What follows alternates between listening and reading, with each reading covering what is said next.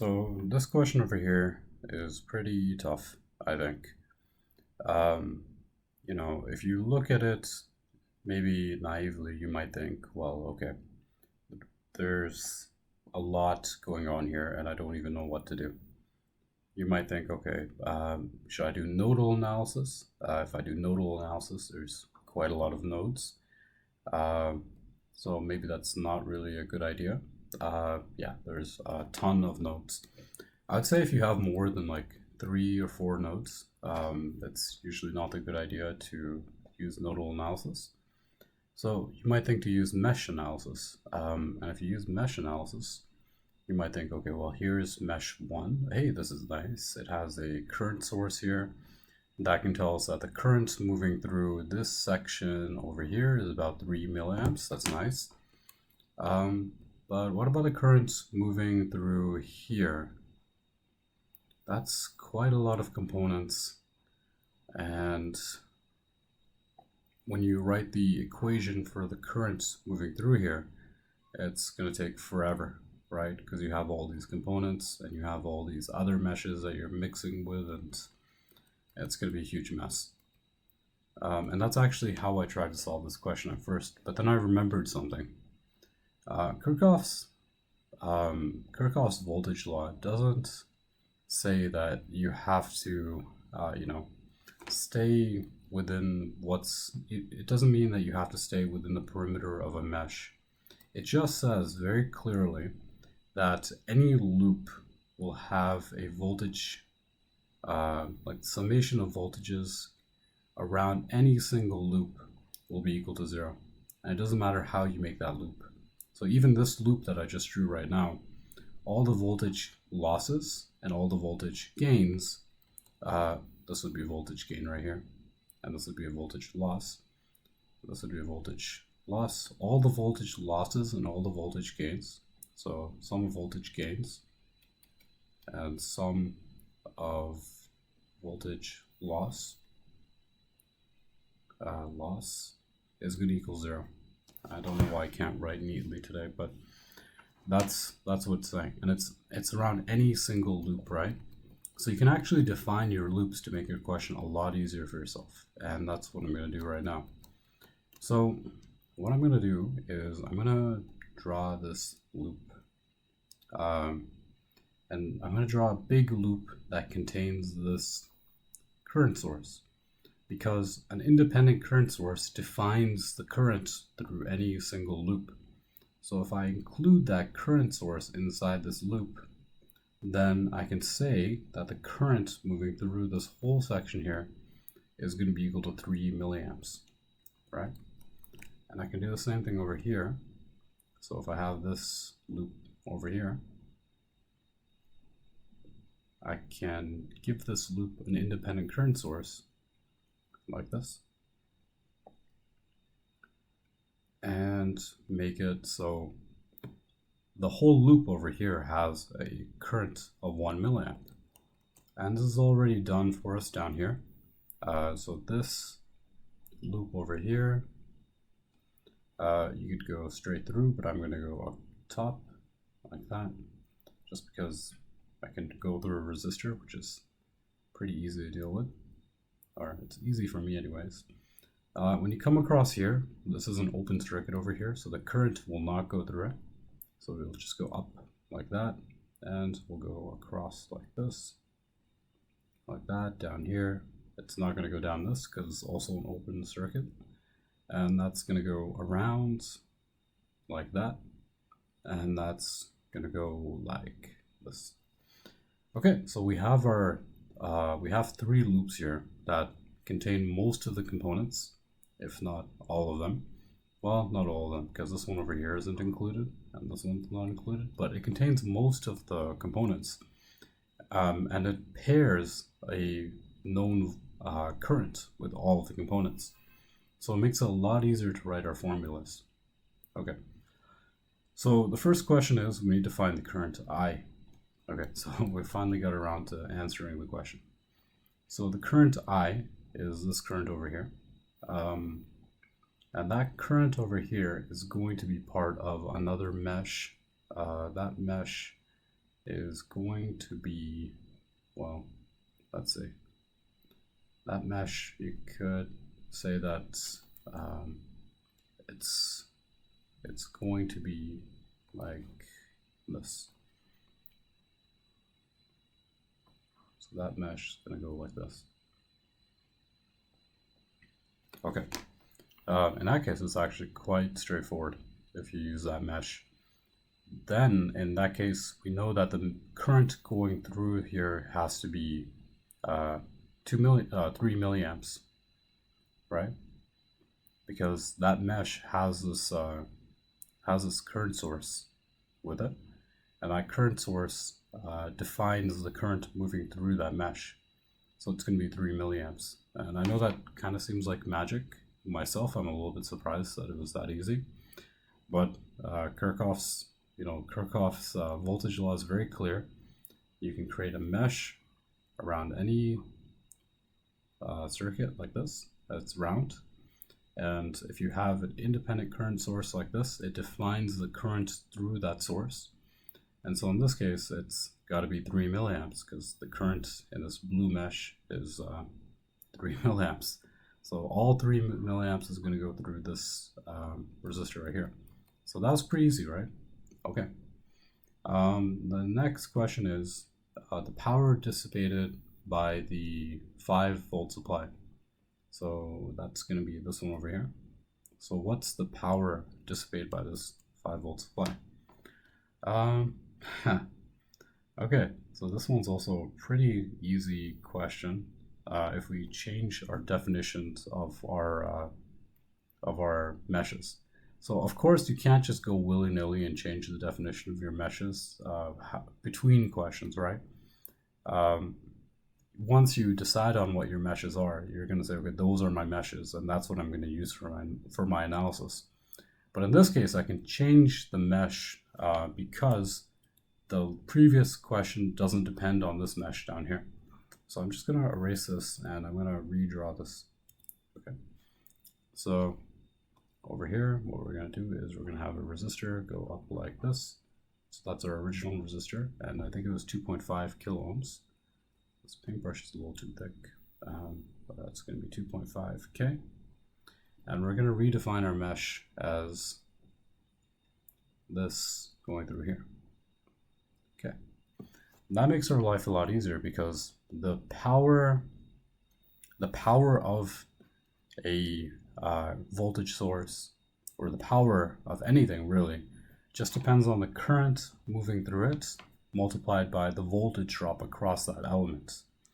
So if we have a voltage source like this, and we know that the current moving through that voltage source is going to be 2 milliamps, so we know it's 2 milliamps, 2 milliamps, and we know that the voltage drop across, so it's not really voltage drop, it's, well, actually it is voltage drop in this case, because the current is moving this way.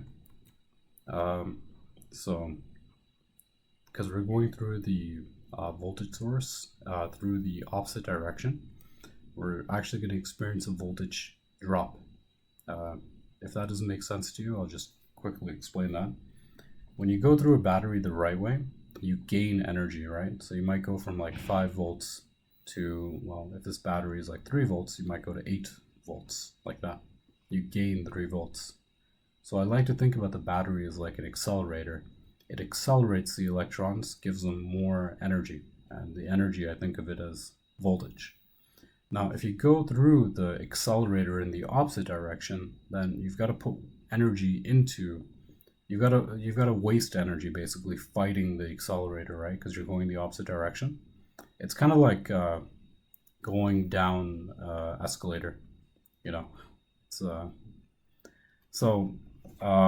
so you're gonna waste energy, right? So if you went through it the right way, through this 5-volt supply, you would gain 5 volts. But since the electrons are going through it the opposite way, we're actually going to lose 5 volts.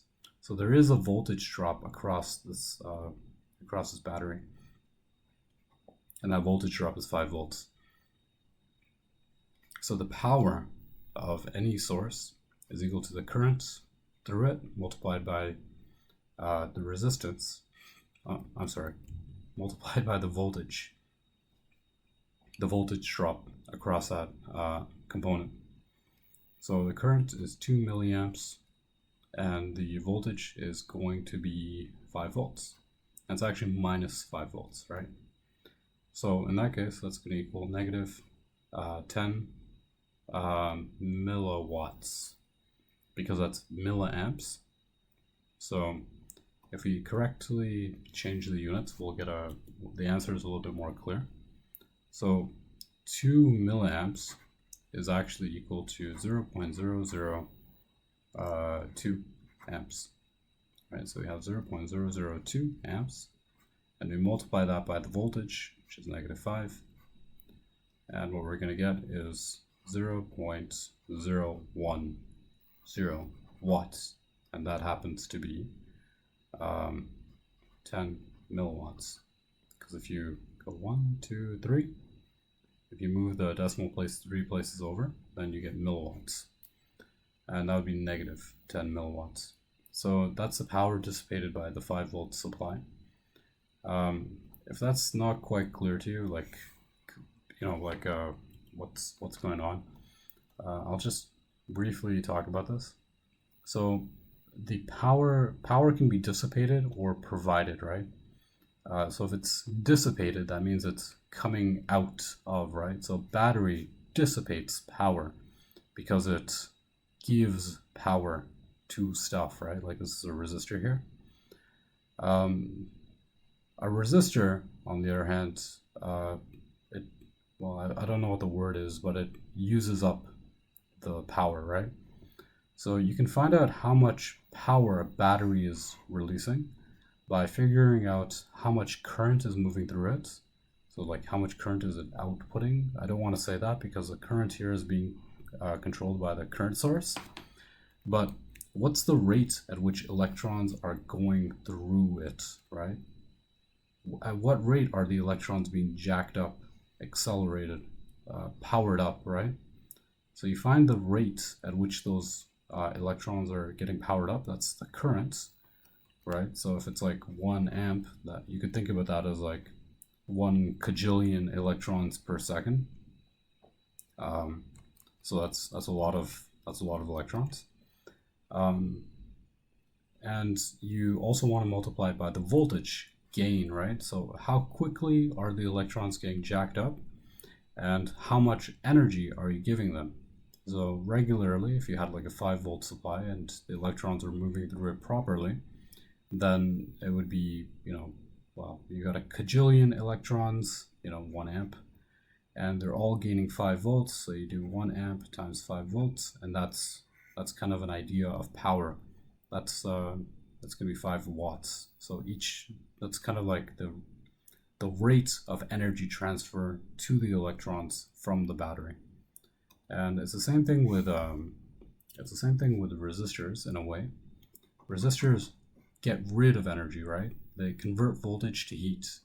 So if you have a ton of electrons going through it at one time, so the current is quite high, and the resistor has really high resistive value, so that the voltage drop across the resistor is really high, then you would say, okay, the voltage drop is, it's also really high. Then since the power is equal to the current times the voltage, and the power is really high, the current is really high and the voltage is really high, then the power is going to be super high, right? That's the power that's being lost due to this resistor. So that's that. Okay, so let's take a look at the last question. So VAB. So that's this point over here and this point over here. Now, although there's no current moving to these points, if you had connected something, like let's say, for example, this is essentially 2 pieces of metal sticking out of a complex circuit, right? If you put your finger in between those, it's going to give you a shock, right? It's because your finger provides a pathway for the electrons to travel from one part of the circuit to the next part. So there is actually a voltage here at A and B. And it's kind of interesting because we can see over here that the electrons, so if the electrons move through here like so, and then there's this battery you would think should increase the it should increase the voltage of an electron from here to the point A. So let's say the point here had a voltage of 10 volts. Well, it's going to increase by 4, so that point A is going to be 14 volts. So that is actually absolutely true. The reason why is because the battery is an active component. So if there's an electron here at this point, the battery pulls the electron through it. You know, a battery is essentially an accelerator, right? So it pulls the electron through it. So if the voltage at this point over here, let me maybe use a different color. If it's like 10 volts over here, it's going to gain 4 volts and it's going to become 14 volts over here. Okay, so this 4-volt battery is actually going to contribute. However, on the other hand, with B, we have a resistor. And you might think, okay, well, if there is a voltage, let's say it's 10 volts over here, will there be a voltage drop when you get to the point B? So for example, let's say, just for example, is there maybe a voltage drop of 4 due to this resistor? So that at B, the voltage is going to be 6 volts. That's not quite right. And the reason why is because a resistor is a passive component. You know, it's the electrons themselves push themselves through the resistor to get to the next point, right? So let's say, for example, you have a battery like this, and you have a resistor here. The electrons come out of the battery and push through the resistor so they can get to the other end of the battery. But if you don't have a battery there, the electrons are not going to push through, right? So if I get rid of this, the electrons are just going to stick around. They're not going to move through at all. So if there's no current, there's no electron movement through this resistor, then we can calculate what the voltage drop is going to be. The voltage drop is equal to the current moving through a resistor multiplied by the resistance of that resistor. The current is 0, the resistance is 1.1K, the voltage drop is going to be 0 volts.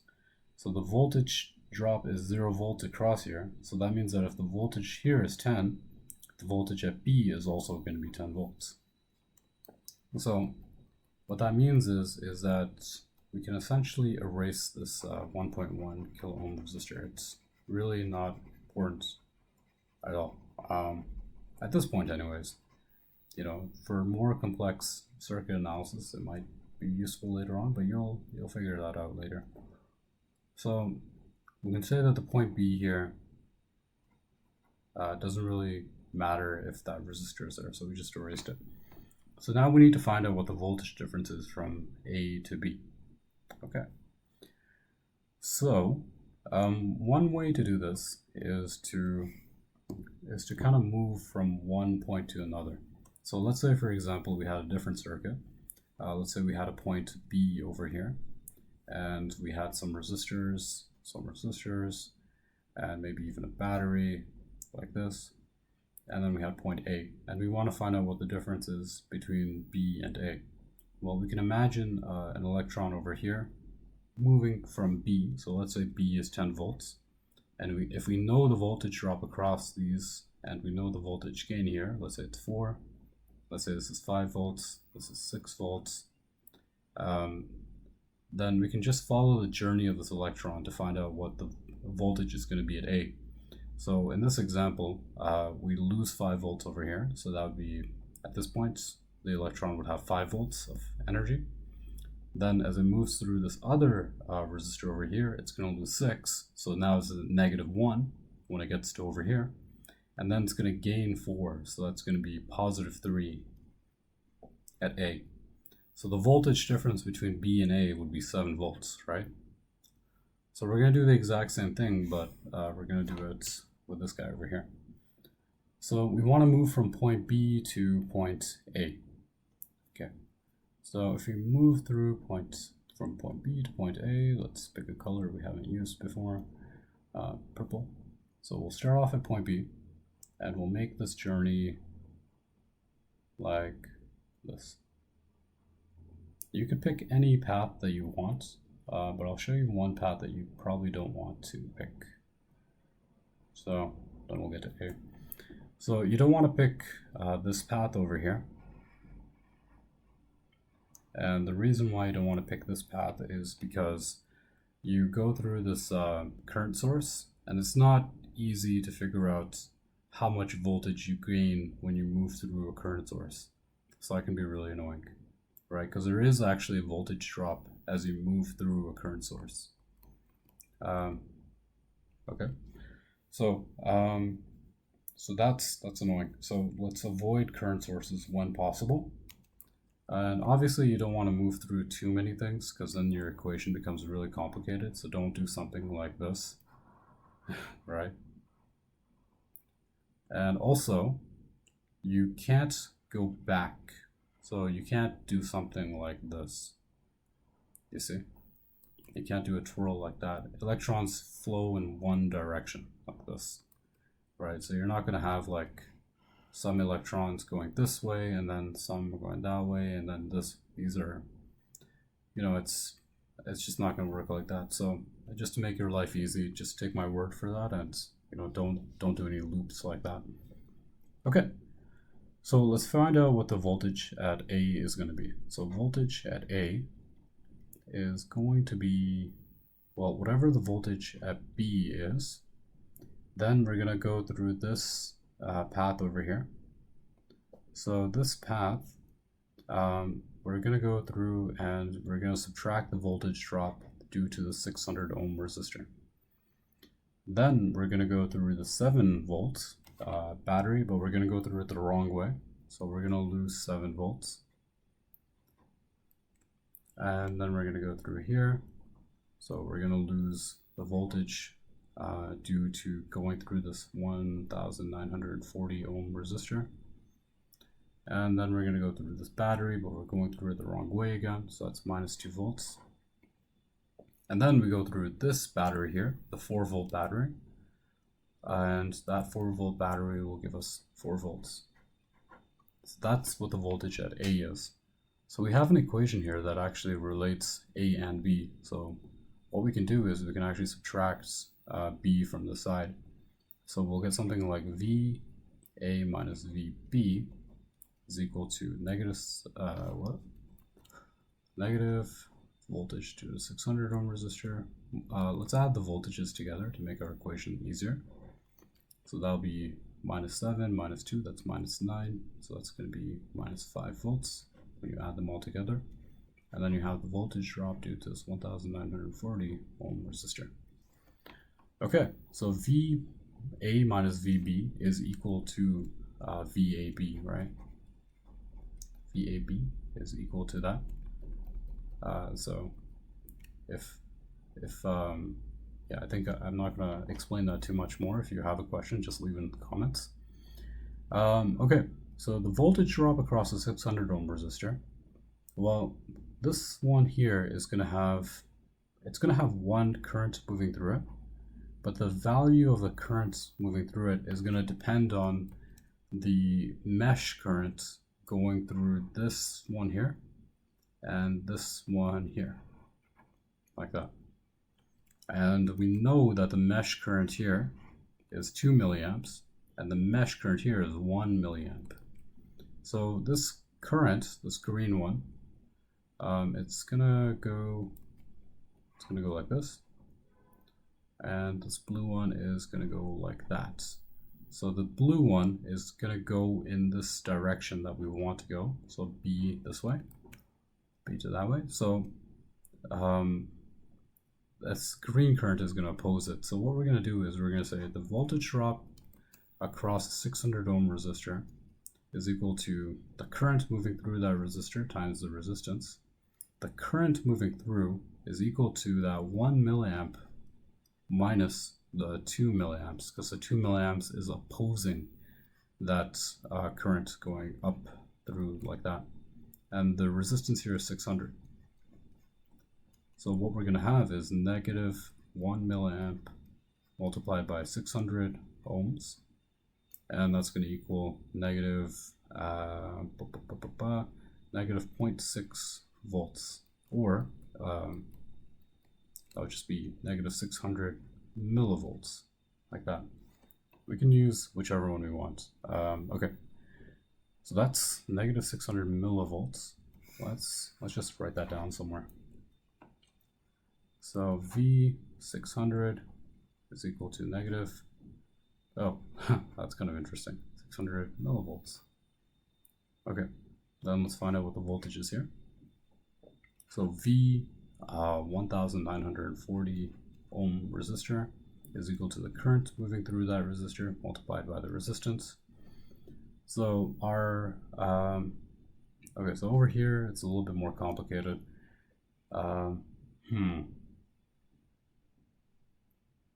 Is there a way that we could have made this easier?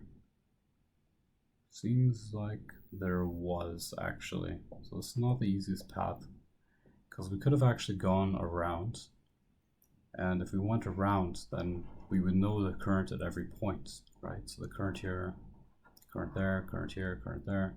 But then we have to go through current sources. Okay, so maybe this was the best way, because if we went through the current sources, then that would be a big pain, because like I mentioned earlier, going through a current source, we don't know what the voltage drop is going to be. So okay, so just ignore what I said. We're going to go through this one here. So this one over here, this mesh over here is also going to have a current, and that mesh, the current, the purple one, is going to be opposed by this green one that's going the opposite way.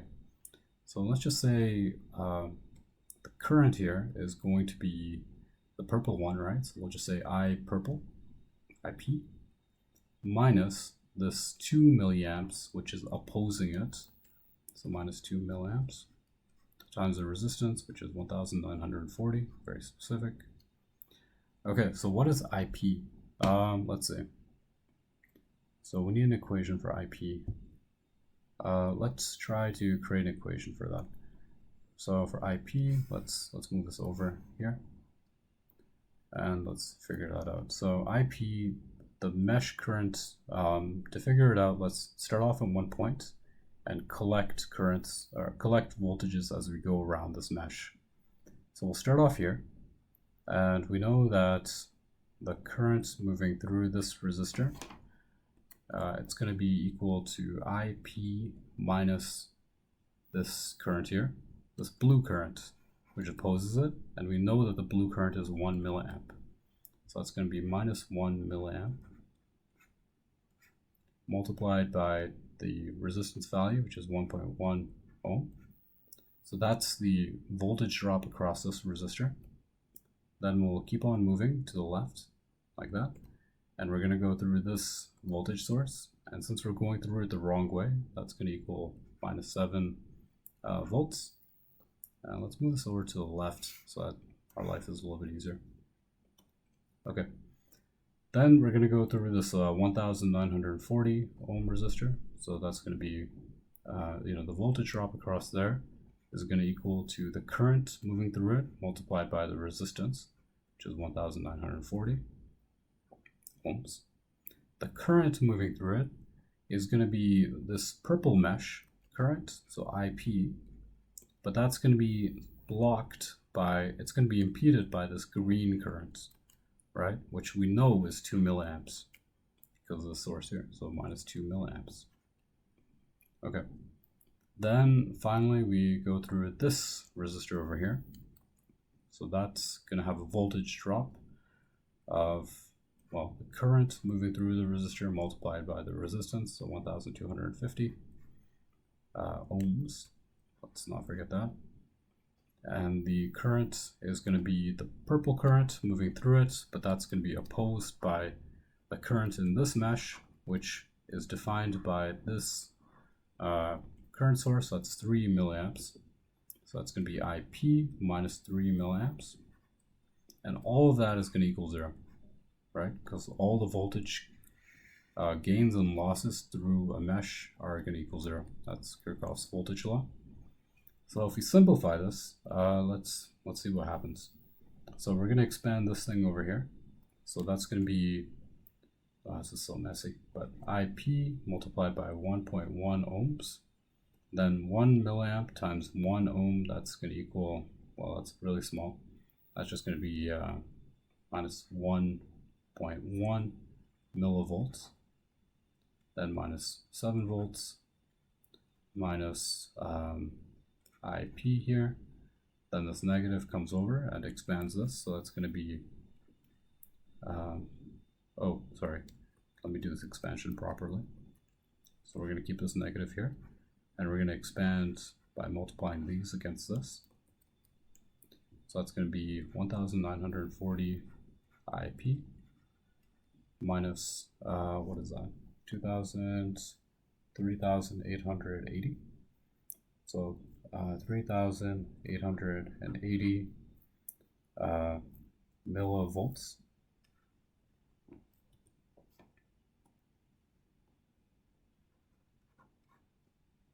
Then we keep on going, so that's going to be IP times 1,250 ohms. And then minus 3 times this guy over here, so that's going to be minus 3,750 millivolts is equal to 0. Now let's add all the voltages together. So we're going to have this guy, this guy, this guy, and this guy. So this I haven't expanded yet, but this negative should expand here as well. So if I rewrite that, if I get rid of the brackets after the expansion, this will be minus 1940 IP. And this one over here will be positive, because minus times minus, positive. And we'll get rid of this bracket over here, since we did the expansion. Okay, so then we'll add up all the voltages together, and I'm just going to use the calculator here. This is way too much work. Okay, so I did this on my own to save us some time. You guys might be wondering how I got, how I added millivolts and volts. Just a reminder, 7,000 volts is going to equal 7, sorry, did I say 7,000? It's going to be 7 volts is equal to 7,000 millivolts. Okay, so that's the equation that you're going to get. And if you move everything to one side and divide for IP, what you're going to get is, well, let's see. So you're going to get 6,871 divided by 3189. That's about 2.15. So IP is about equal to, well, you're dividing millivolts by ohms, right? So what you're going to get is you're going to get milliamps. So milliamps, what was the number again? So 2.15 is going to be milliamps. 2.15 milliamps. And that makes sense because everything else is like milliamps, right? Like really small amperage. So you wouldn't expect to get like 2 amps. That'd be way too much. Okay, so now you know that IP is equal to 2.15 milliamps. So you can go ahead and complete this question. Let's get rid of all this. So this one over here. So we were talking about the voltage drop across this 1940 ohm resistor, and we said that it's going to be equal to sorry, this should be an equal sign over here. IP minus 2 milliamps times the resistance of that resistor. So IP in this case is 2.15 minus 2 milliamps. And we're going to have 1940 ohms. And that's just going to be 0.15 times 1940 ohms. And that's going to give us, let's find out. So that's going to be 0.15 multiplied by 1940. That's 291. So 291, and remember this was milliamps. So we're multiplying milliamps by ohms. So that means we're going to get millivolts. So that's 291 millivolts drop. Okay. So the question here is pretty straightforward from here on out. So we're gonna move this over here. Okay. So now we know everything. We're gonna solve for this. So, oops, and we're gonna go back to our purple color. Let's move these down here. Okay, so VA minus VB is equal to minus whatever the voltage drop across the 600 ohm resistor is. So that's minus 600 millivolts, minus 5 volts, minus whatever is the voltage drop across the 1940 ohm resistor. So that's going to be 291 millivolts. And so VA minus VB is equal to 600 millivolts minus 5 volts minus 291 millivolts. And VAB is therefore going to be, actually we can't solve it yet. We have to convert volts here to millivolts. So that's going to be 600 millivolts minus 5,000 millivolts minus 291 millivolts. Okay, finally we can get VAB. So that's going to be VAB is equal to 600 millivolts minus 291. That's just going to give us 309. So it's going to be 309 millivolts minus 5,000 millivolts. What is that? VAB. That's going to be 4,691, I think, millivolts. But that's just doing it without a calculator. And that's also going to be equal to 4.691 volts.